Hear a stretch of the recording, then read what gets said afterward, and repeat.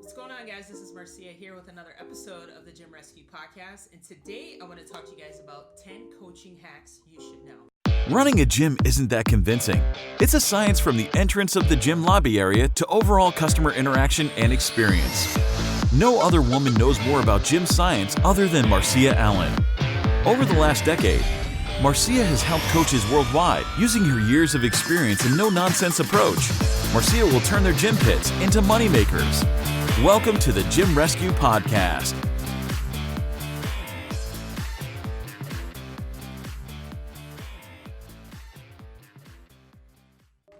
Hey guys, Marciea here, back at you again with another episode. I find this topic to be quite beneficial, and here's why. If I think back to when I first started in my coaching career, and even as I progressed throughout the years, I wish there was someone that would have told me these hacks, which could have eliminated a lot of the issues that I had to overcome on my own. And it's no different if you play a video game, right? I'm sure some of you may have when you were younger, where it's much easier to pass each level when you have some sort of cheat code. And essentially this is no different. So after being in this industry for well over 2 decades, I found some things that I would like to share with you that you can start applying to your profession. So number one is it's going to depend at what stage in the business that you're in. Regardless if you're a coach and you're playing multiple hats, you're coaching and running a business, and or you're just running the business and not coaching. So I'm actually going to share with you, number one would be know your quadrant, okay, your business quadrant. And what I mean by that, if you have read the E-Myth, or if you have ever read Rich Dad, Poor Dad, this was mentioned as the business quadrant, which is also known as a 4 square, or you may be seeing it as a plus sign. And each square represents a particular position within your business, okay? And I'm gonna go over all 4 of them. And the first one is as an employee, okay? An employee, you're trading time for money, okay? So you're clocking in and you're clocking out, right? You're on someone else's watch and or clock. So this is the first stage within being in a corporate world. Now, this might be if you're a personal trainer somewhere and you're essentially coaching their clients, okay? Now, let's say that you've kind of progressed from there, and that's how I started out. I started out as an actual coach within the corporate world, and I ended up progressing and leaving that and starting my own business, which is the next phase as a quadrant, which is the self-employee. Essentially, you're trading, at this point, you own your own business, but you're known as a technician and you're playing multiple roles, okay? So you just pretty much bought yourself a really expensive job. And this job is more of a liability than it is an asset.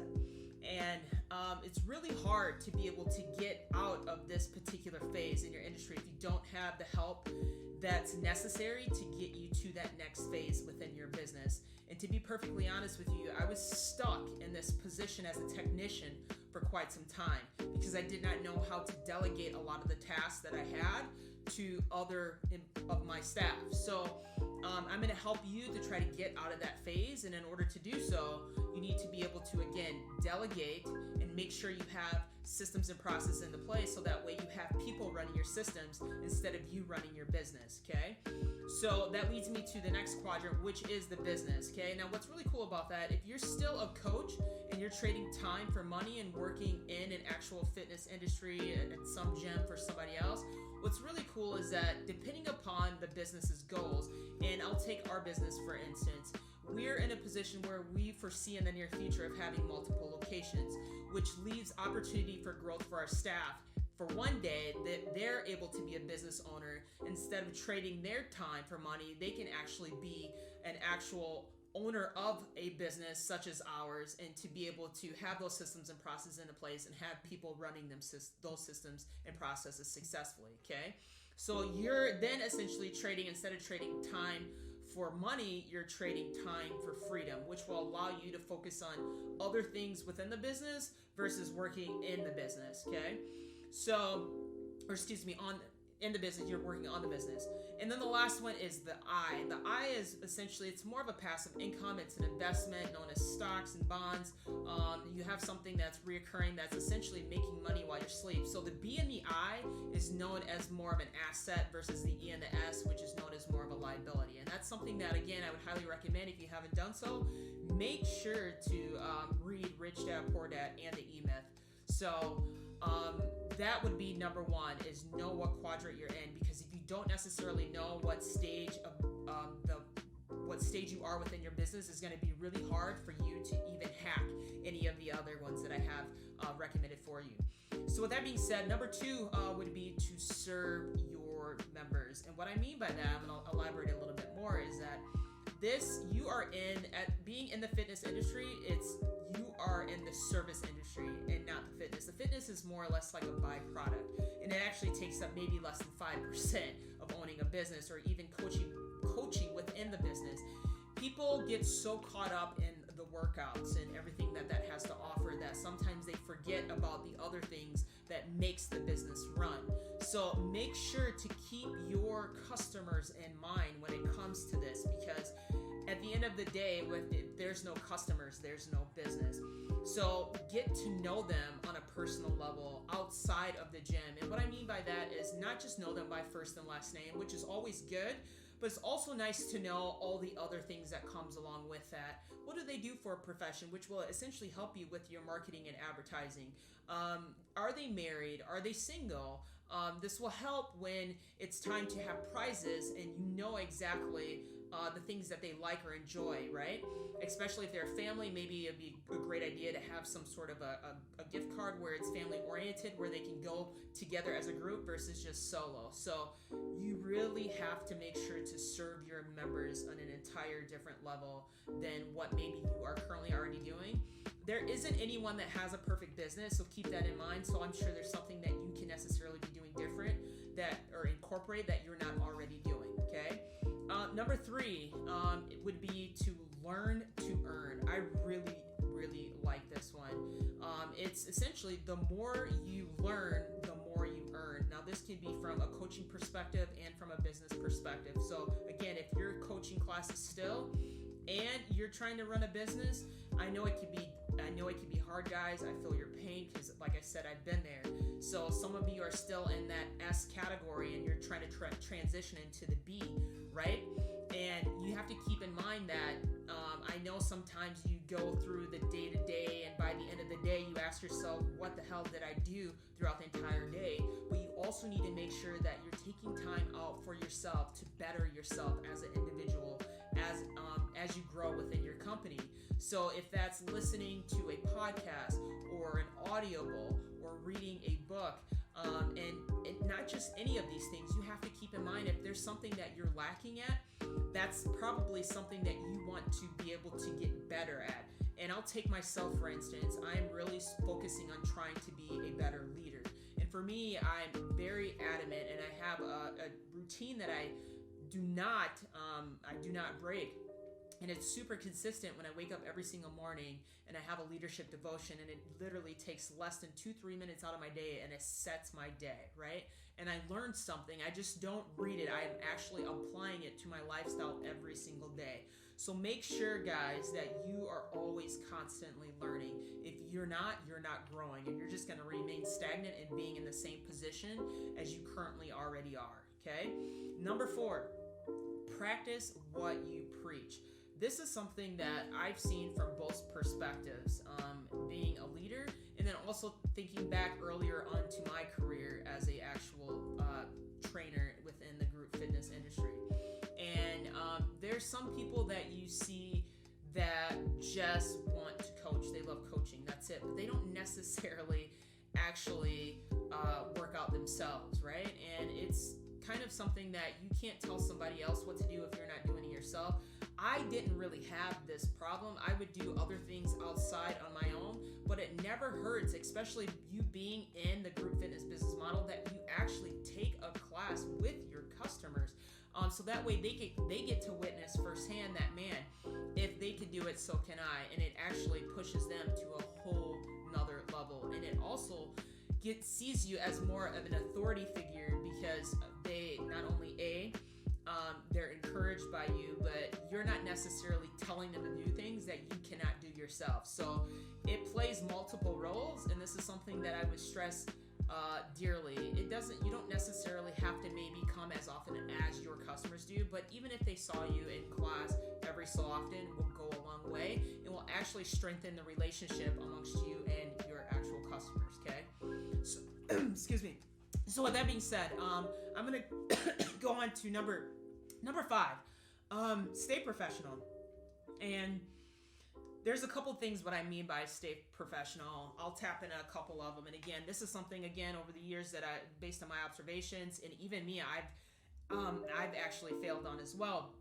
And being able to have relationships with your members, if it's being friends, and I've even seen people fall in love or have a partner in the process. And you have to keep in mind, I'm not saying that some people, now this could be a very sensitive topic as well, and I don't want to necessarily open up a can of worms or stir anything out of proportion, but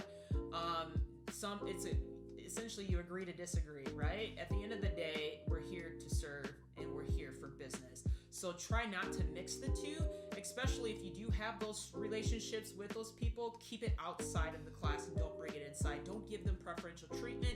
Don't treat them any different than you would treat anybody else.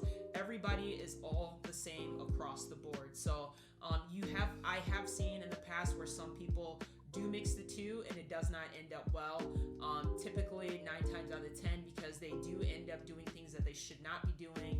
And I don't care if it's flirting or if it's, giving them more attention, whatever the case may be, you need to reflect on if this is something that you are doing yourself, making sure you're very mindful as to how you are going about doing it, okay? So I'm not saying that it's necessarily a bad thing, but you have to be very conscious of what you're doing, okay? Another thing, what I say by keeping it professional, especially being a small independent gym, some staff need to, some, not all, and maybe you can relate to this, may see this as just kind of like a gig where they just come and go as a coach.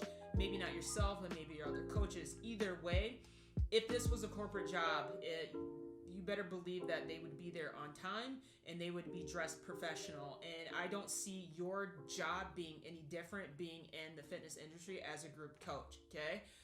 Making sure that you are in uniform, making sure that you are on time, and your colors match your brand. So whatever your colors are, if it's neutral colors, whatever the case may be, I think for us, if we have green, don't show up in orange, right?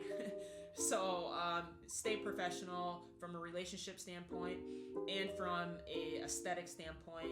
And there's a lot more that I could really tap into, but just to kind of throw some ideas out there to you guys, just to give you a general perspective. So that would be, again, number 5. So with that being said, number 6, know when to reference, okay? And I'm going to use my personal example. And what I mean by this is that we are considered the expert in the field. However, we don't know everything. You don't know what you don't know. And the last thing you want to do is BS your way into something that you can't necessarily get out of. So if a customer comes up to you and they have a question, if you don't know the answer, don't say you don't know. However, you can direct them or refer them to someone who maybe do. And I think back to my personal training days, I had a gal that I worked with consistently 5 days a week. She was eating clean, logging her meals. However, over the course of the first 30 days of working with her, she did not lose any weight. And I was frustrated for her because I knew the hard work that she had put in.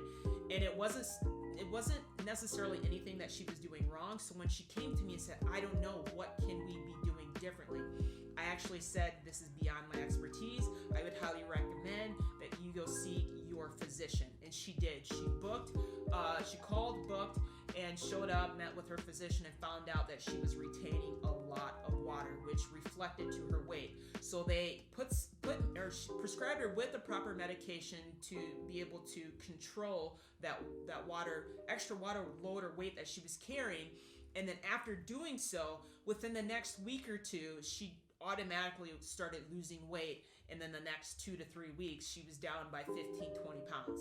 How amazing is that? So again, do not BS your customers. If you don't know, you don't know. However, you want to make sure you refer them to the right people, even from a physical standpoint. If someone's have an injury and it's beyond your expertise, that's when you need to refer them. If you have B2B with other businesses that you guys are partnered up with, if it's a chiropractor, cryotherapy, whatever it is, making sure that you lead them in the right direction and don't just feed them again with a bunch of nonsense, okay?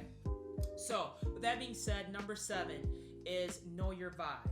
I really like this one because as a group trainer or coach, they come to you for motivation. A lot of the people that are coming to us are lacking the motivation and they need some sort of accountability. So if you have heard of the phrase, your vibe is your tribe, it's so true. And you can relate to this in multiple ways, right?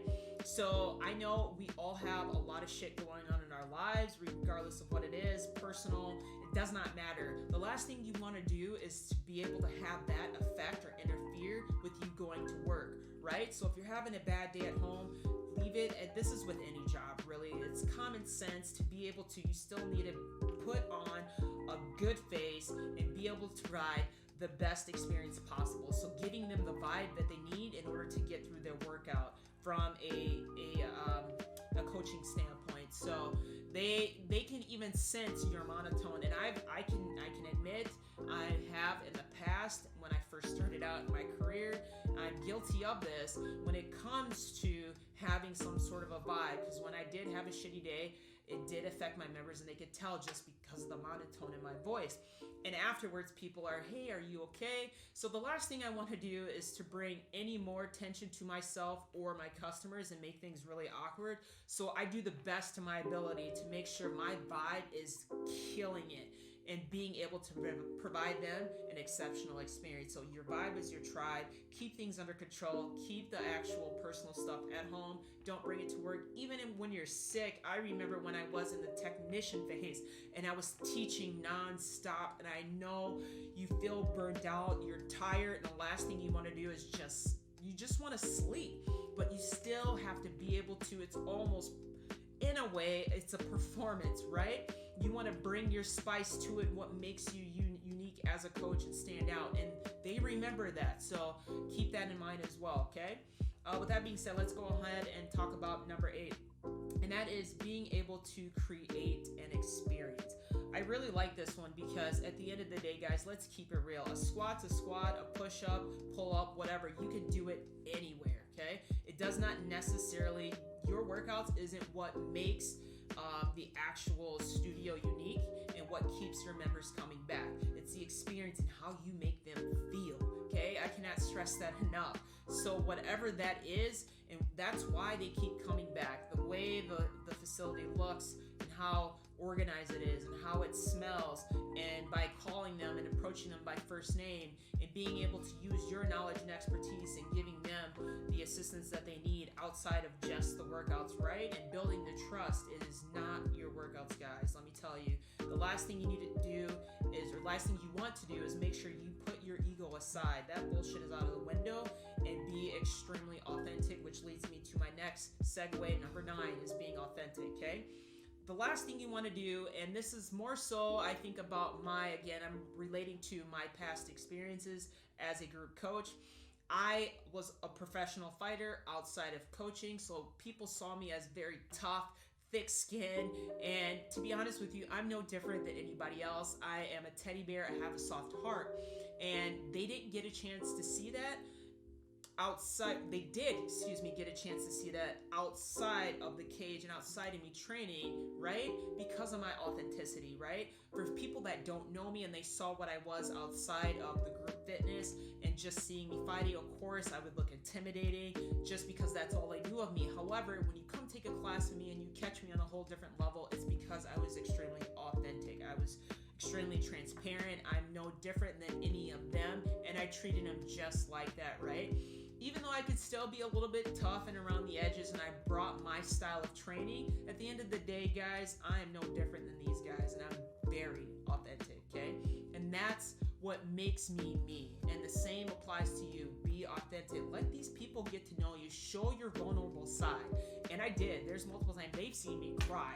Okay, I've cried Facebook Live inside our group. So whatever it is, I'm not saying you have to cry, but you do have to be authentic. Okay, don't perceive people into thinking that you are a completely different person outside of the studio than what you are inside, right? Because you never know who's watching, right? If you're out in public and they see maybe a customer that's out in public as well, sees you at this particular location, and notice that the way you're presenting yourself is way different than the way you would if they were coaching you, okay? So that's number 9, is be authentic. And then the last one, the last hack I have for you guys is network. And what I like about this is that your network is your net worth, okay? I can't stress that enough, and this applies all across the board. It's not even for this particular profession, but I did want to add it in, and I've noticed once I started to network with people, other coaches, other business owners, it's really an amazing experience to be able to feed off of each other, and it's all about who you know, because if there's something that I ever need from any of my coaching partners or friends or other business partners or friends, what's really cool is that the network that we have, if I need something, they know the right person to direct me to. And I really cannot stress this enough, because there are a lot of coaches out there that, in other words, think their shit don't stink. Sorry, I'm not trying to ruffle any feathers, but there's been multiple occasions that myself and my business partner have tried to network with other coaches, and there's just a big wall there, and there's no reason for it, because there's so many people in this world that we could be serving that we should not even be seen as competitions for each other. If anything, we need to be able to lift each other up, support each other, and just hang out for coffee, right? And be able to talk shop. So don't necessarily see networking as a threat, and see it as more of a learning experience and being able to just feed off of each other. There's so many other things in reference to networking. It doesn't have to be with other people as well. If that means, as a coach, if you're working within a gym for somebody, right, you should be able to do observations and going to other gyms and network with other gyms and taking their classes and seeing how one coach teaches versus yourself, because I promise you there's something that maybe you can learn from that coach that you're necessarily not doing, that you could start incorporating, or maybe you're doing wrong. Whichever one it is, you never know. You don't know. Again, you don't know what you don't know unless you go out and do something about it. So with that being said, guys, I appreciate you tuning in with me today. Thank you so much again for tuning in another episode of the Gym Rescue Podcast. We'll catch you on the next episode. Take care. Bye. Thanks for joining today. If you like this episode, subscribe to our YouTube channel, or find our podcast on iTunes, Google Play, Stitcher, Spotify, or whatever your favorite place is to listen to podcasts. And if you really like this episode, please leave a review and sign up for our free Gym Rescue Toolkit by visiting www.gymrescue.info/toolkit. Thanks, and we'll see you next time.